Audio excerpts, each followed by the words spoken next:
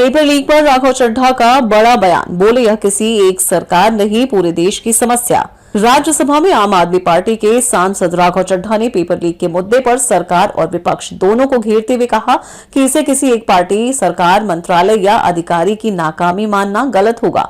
उन्होंने कहा कि पेपर लीक कोई 2026 की नई घटना नहीं है, बल्कि यह पूरे देश में फैला एक संगठित अपराध और वर्षों से चली आ रही गंभीर समस्या है।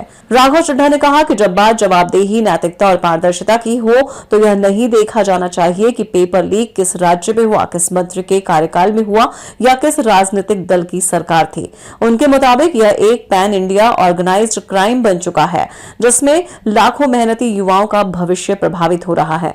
उन्होंने अपने तर्क को मजबूत करते हुए पंजाब का उदाहरण दिया।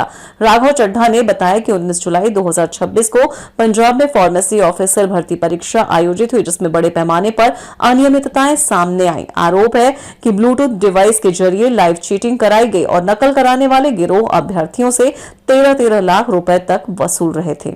उन्होंने आगे कहा कि पंजाब में आम आदमी पार्टी की सरकार बनने के बाद भी कई भर्ती परीक्षाओं में गड़बड़ियों के मामले सामने आए। नायब तहसीलदार भर्ती परीक्षा में अनियमितताओं और बड़े स्तर पर नकल के आरोप लगे। इसके अलावा पंजाब स्कूल शिक्षा बोर्ड की 12वीं कक्षा की अंग्रेजी परीक्षा का पेपर लीक हुआ। PSTET यानी स्कूल टीचर भर्ती परीक्षा भी पेपर लीक की घटनाएं सामने आई। राघव चड्ढा ने आरोप लगाया कि PSSP ग्रुप ऑफिसर भर्ती परीक्षा, एग्रीकल्चरल डेवलपमेंट ऑफिसर भर्ती परीक्षा और एक्साइज एवं टैक्सेशन इंस्पेक्टर भर्ती प्रक्रिया में भी गंभीर अनियमितताएं हुई। उन्होंने दावा किया कि एक्साइज एवं टैक्सेशन इंस्पेक्टर भर्ती की मेरिट सूची में फर्जी नाम तक शामिल कर दिए गए थे। अपने संबोधन के अंत में उन्होंने कहा कि पेपर लीक जैसी घटनाओं पर राजनीति करने के बजाय सभी दलों को मिलकर सख्त और पारदर्शी व्यवस्था बनानी चाहिए, ताकि युवाओं की मेहनत और उनके भविष्य के साथ खिलवाड़ ना हो सके। उन्होंने इस समस्या को राष्ट्रीय स्तर पर खत्म करने के लिए कठोर कार्रवाई और प्रभावी व्यवस्था लागू करने की आवश्यकता पर जोर दिया।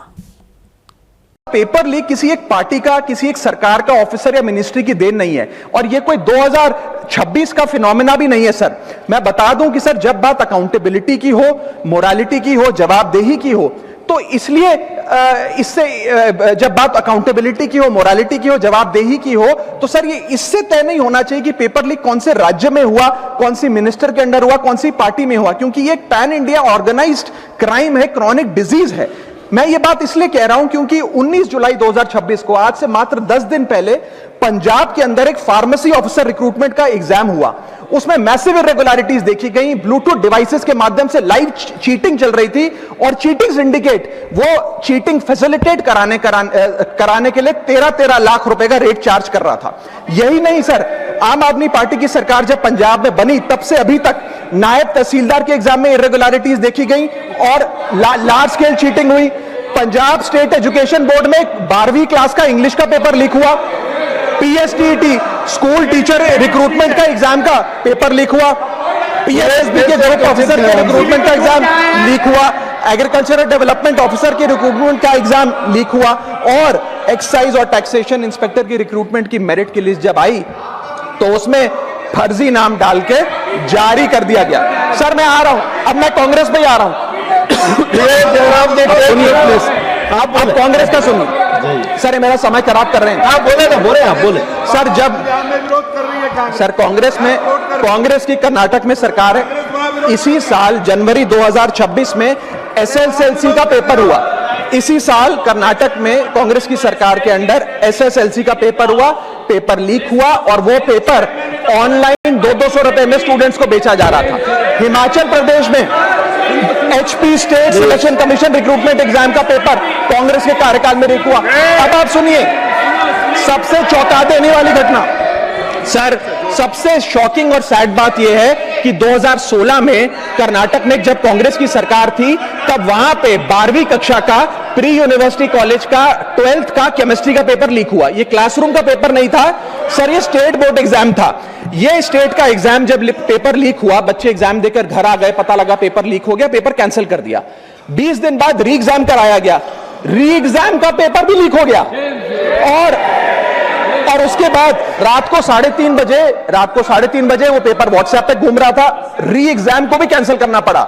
इसके बाद जब जांच हुई, स्टेट सीआईडी ने जांच करी तो 3 लोगों को अरेस्ट किया, जिसमें कर्नाटक सरकार के मेडिकल एजुकेशन मिनिस्टर डॉक्टर शरण पाटिल का पीए खुद शामिल था। पीए 10-10 लाख रुपए लेकर पेपर लीक कर रहा था। उसके बाद जब मंत्री जी से पूछा गया कि आप इस्तीफा क्यों नहीं देते, आपकी मॉरल और डायरेक्ट जिम्मेदारी बनती है, आपके दफ्तर का आपका पीए पेपर लीक कर रहा है, आप क्यों नहीं इस्तीफा देते, तो उन्होंने कहा कि there is no question of resigning, अगर कुछ गलत हुआ है तो वो मेरे पीए का पर्सनल मैटर है, उसकी पर्सनल लाइफ है। वहां सर ऑफिस गवर्नमेंट का, डेजिग्नेशन गवर्नमेंट की, एक्सेस गवर्नमेंट का, बट अरेस्ट की बात आई तो पर्सनल लाइफ का मैटर है। और आयरनी देखिए, आज 2026 में कर्नाटक में फिर कांग्रेस की सरकार है और डॉक्टर शरण पाटिल फिर मंत्री हैं और उसी विभाग के मंत्री हैं, मेडिकल एजुकेशन विभाग के मंत्री। ये है स्टैंडर्ड ऑफ अकाउंटेबिलिटी।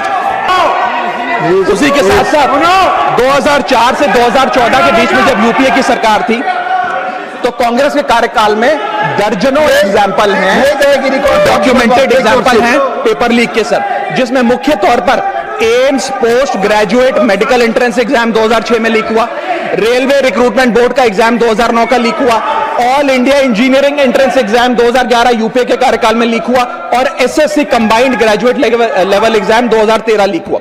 सर इस पीरियड में उस समय की यूपीए सरकार ने क्या किया? कोई अकाउंटेबिलिटी एस्टैब्लिश करी, कोई एग्जाम सिक्योरिटी आर्किटेक्चर को ओवरऑल करने के लिए कोई कानून लाए, कोई dedicated anti paper leak law लाए, कुछ नहीं लाए। सर मैं एक बात कहना चाहता हूं, सर पॉलिटिकल मेमोरी सिलेक्टिव हो सकती है, पब्लिक रिकॉर्ड सिलेक्टिव नहीं हो सकता। अगर नेशनल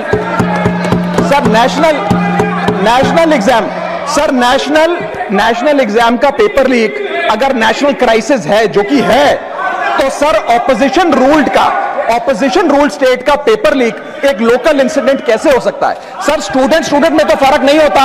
अगर नीट के स्टूडेंट्स का पेन जेन्युइन है, जो कि जेन्युइन है, तो सर पंजाब के फार्मेसी एग्जाम के स्टूडेंट्स का और कर्नाटक के एसएलसी एग्जाम के स्टूडेंट्स का पेन भी जेन्युइन है। स्टूडेंट का पेन पार्टी देखकर चेंज नहीं होता और ठीक उसी तरह रिफॉर्म और अकाउंटेबिलिटी भी पार्टी देखकर चेंज नहीं हो सकती।